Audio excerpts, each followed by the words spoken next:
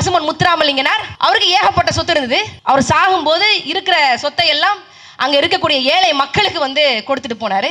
அவரு சாதி கட்சி தலைவர். இங்க எல்லாரும் பேசுவாங்க, கருணாநிதியினுடைய பெருமைகளை பேசும்போது தேர்தல்கள் எல்லாம் வெற்றியை மட்டுமே கண்ட கருணாநிதி, தேர்தல்கள் எல்லாம் வெற்றியை மட்டுமே, தோல்வி முகமே காணாத ஒரு தலைவர் இருக்கிறார் என்றால் அது கலைஞர் கருணாநிதி தான் என்று பேசுவார்கள். உண்மையிலே அப்படியாங்க?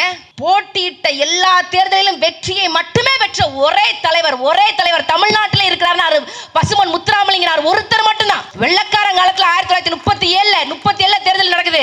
ராமநாதபுரம் நாடாளுமன்ற தொகுதியில வாய்ப்பூட்டு சட்டம் போட்டான். இப்ப நம்ம எல்லாம் மைக்ல போய் பேசுறோம், மைக்ல போய் பேசி மக்களை எனக்கு ஓட்டு போடுங்கன்னு கேட்கிறோம். வெள்ளக்கார பசுமன் முத்துராமலிங்கனாருக்கு வாய்ப்பூட்டு சட்டம் போடுறான்.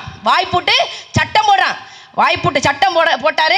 பொது மேடைக்கு வர்றாரு, பொதுக்கூட்ட மேடைக்கு வர்றாரு, நிக்கிறாரு, வெறும் கையை மட்டும் கெட்டுறாரு. அவரால் பலனடைஞ்ச அத்தனை பேர் பசுமன் முத்துராமலிங்கனாருக்கு ஓட்டு போடுங்க என்று சொல்லி 1937 தேர்தலில் நாடாளுமன்ற தேர்தலில் பசுமன் முத்துராமலிங்கனாரை வெற்றி பெற செய்கிறார்கள்.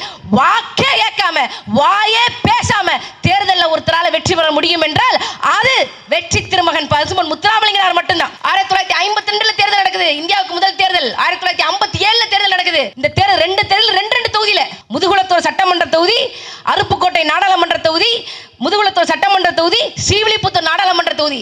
நாடாளுமன்றத்திலும் போட்டியிடுறாரு, சட்டமன்றத்திலும் போட்டியிடுறாரு. போட்டியிட்ட ரெண்டு தேர்தலிங்க, ரெண்டு தொகுதியில வெற்றிங்க.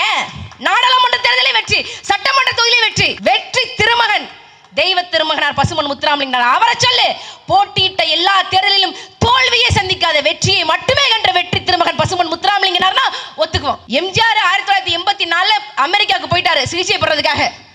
84 தேர்தல்ல எங்க எம்ஜிஆரை எதிர்த்து நம்மளால சண்டை செஞ்சு வெல்ல முடியாது என்று பயந்து எம்எல்ஏ பதவியை ராஜினாமா செய்து சட்ட மேலவை உறுப்பினராகி தேர்தலை கண்டு அஞ்சு நடுங்கிய கருணாநிதி எல்லாம் ஒரு தலைவராயா?